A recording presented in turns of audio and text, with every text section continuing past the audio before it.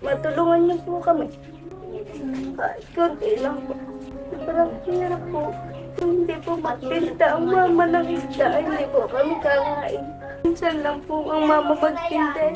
Dahil po ang mama may diabetes. Mapuputol na po ata yung sa inililiit niya. Kung hindi man po magtinda ang mama, hindi naman po kami kakain. Bagamat hindi ko po sinasadya, hindi naman talaga, no? Kasi hindi naman nakita nga ni Kuya Benji.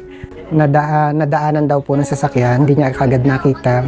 Pero siguro ito yung way, ito yung paraan ni God. Kasi ito, napuntahan natin sa bahay, nakita natin yung sitwasyon. Yan, ito po yung bahay ni na Joanna. Imagine, oh, sira-sira. Ayun po ang kusina nila. Hindi po patok po kayo. Ano po tong part na to? Kusina po nila yung banyo. Eh, wala pong bubong. Wala po, naano po ng bagyo. Nasira. Opo. Hanggang ngayon hindi na po nagawa. Hindi po, dahil siyempre po, nagtitinda lang po ang mga ng isda din. Tapos anak, dito kayo natutulog. Yan po, sama-sama na po sila dyan. Yan po, yan. Eh, anak, butas-butas din. Opo, Saan kayo nahihiga rito? Simento? oo, pag po naulan, edi nakaupo po muna sila. Grabe naman. Opo. Ngayon po ang buhay nila, maglalako ng... Paano anak pag umuulan? Nakaupo lang po kami. Iniintay po tumila. Dasal din anak, malay mo naman. Siguro ito yung ginawang paraan ni God. Baka matutulungan niyo po ako dito.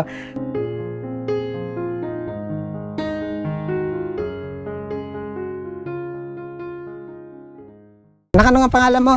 Joanna po. Joanna. Yan, si Joanna. Nasagasaan ni Kuya Benji yung cellphone. Saan, malayo pa bahay niya? Ah, dito. Sira-sira lang po. Tao po. Wala pong tao. Ay, ikaw lang. Wala po sila nga po. Asan si na mama mo? Ako po nagtitinda pa isda, sir. Kano-ano po kayo ni Joanna? Tiyahin po. Atsahin po kayo. Ay, sa inyo na ako hihingi ng pasensya. Mama, no? Hi, Tia. Ayun naman po, hindi ko sinasadya. Opo, Nadaanan wala naman po talaga. nagugustuhan ng Oo. Baka sinasadya mo. Joanna cellphone ba? Ay baka yung nagbabata mo. Yung mga kababayan, no? Yun. Ito talaga yung mga sitwasyon na ano. Siguro ito na rin po yung way, ano, para mapuntahan natin yung bahay. Yan, dito po pala nakatira si ano, si Joanna. Tia. Okay lang silipin ko yung bahay ni Sige po, Joanna. pasok po kayo. Wala po magagalit. Wala po. Dito, pasok po kayo. Yan. Halika na. Pasok kayo, pasok. Yan, silipin na rin natin. Yan, ito po yung bahay ni na Joanna. Imagine, oh, sira-sira. Ayun po ang kusina nila. Sige po, pasok po kayo. Ano po tong part na to? Kusina po nila yung banyo. Eh, wala pong bubong. Wala po, naano po ng bagyo. Nasira. Opo. Hanggang ngayon hindi na po nagawa. Hindi po, dahil siyempre po, nagtitinda lang po ang mga ng isda din. Tapos anak, dito kayo natutulog. Yan po, sama-sama na po sila dyan. Yan po, yan. Eh, anak, butas-butas din. Opo, Saan kayo nahihiga rito? Simento? oo, pag po naulan, edi nakaupo po muna sila. Grabe naman. Opo. Yan po ang buhay nila, maglalako ng... Paano anak pag umuulan? Nakaupo lang po kami. Iniintay po tumila. Ilan nga kayo magkakapatid? Apat po. 4. Mga ilan taon na yung panganay? Yun po. Ayun po, sir. Ed, yan po ang panganay. Ah, yung lalaki, si Utoy. Tapos ilan taon yung bunso nyo? 6 po. Kumusta yung pang-araw-araw nyo dito naman? Okay lang naman po. Nakakaraos. Ano nga grade ka na ulit? 9 po. Kung hindi po magtinda na isda, hindi kakain ng magulang yan. Ikaw anak, kung halimbawang ikaw ang mabigyan ng pagkakataon ngayon, para naman sa pamilya mo, ano sana yung mahihiling mo, lalo't malapit na ang Pasko? Ano po yung mapagawa po ang bahay namin? Kahit pa paano po.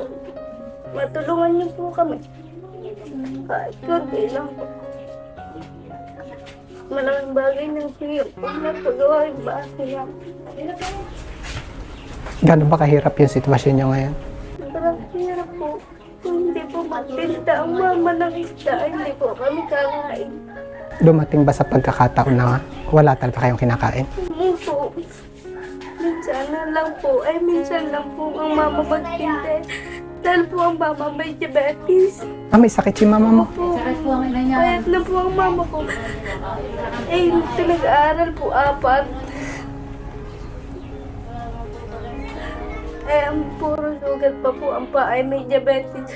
Mapuputol na po ata yung sa inililiit niya. Paputol na po eh. Kung hindi man po magtinda ang mama, hindi naman po kami kakain. Papa po minsan lang po makapalaot. Ilan taong ka na nga ngayon? Ano po? 15 na. Anong grade ka na? 9 na. Ano ba sanang gusto mo pag Napagawa po ang bahay namin. sa pag-aaral mo? Anong gusto mo sanang matapos? Matapos ko po ang pag-aaral ko ang makatulong sa mga magulang ko.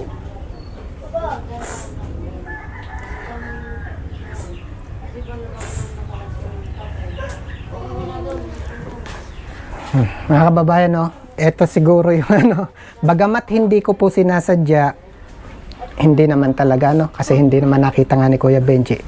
Ito po kasi sa cellphone, nandun po sa nadaanan natin. Actually, hindi niya agad tayo na-remind nadaanan daw po ng sasakyan. Hindi niya agad nakita. Pero siguro ito yung way, ito yung paraan ni God. Kasi ito, napuntahan natin sa bahay, nakita natin yung sitwasyon. Bagamat wala po rito yung kanyang mga magulang, ayun, kitang-kita naman natin sa kanya, no?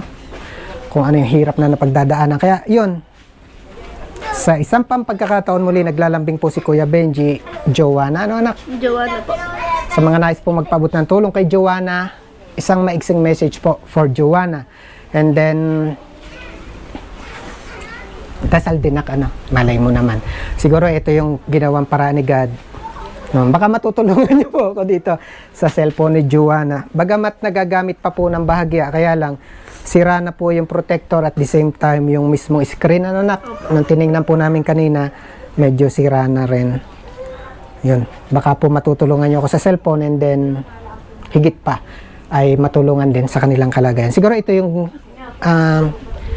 imagine, ang pakay lang po natin pagpunta natin dito sa Calaca, Batangas ay si Ate Monica. Pero ayun, mukhang si God may another na purpose kung bakit naman po na-meet natin si Joanna. Ate Pina.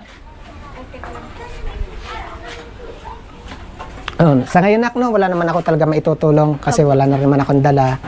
Pero pansamantala, kahit pambaon sa eskwela, no? May bigas ba kayo ngayon? Wala din. Wala din bigas.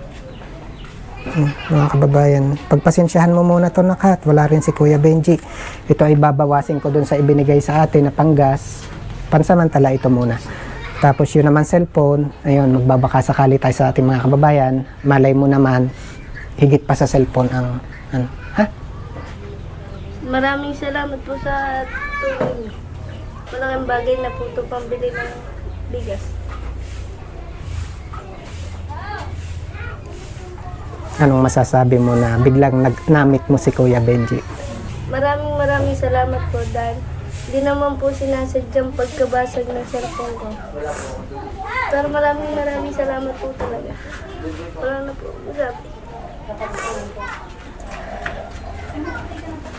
Yun, muli po mga kababayan, no? Again, kung gusto yung ginagawa ni Kuya Benji, please, huwag po natin kalimutan na i-follow yung page, subscribe po yung ating channel, and syempre, this time, para po kay Joanna, para po mas matulungan natin siya, at mas marami po tayong matulungan. Bago po natin scroll down, bago po natin tapusin yung video, huwag natin kalimutan, please share this video po.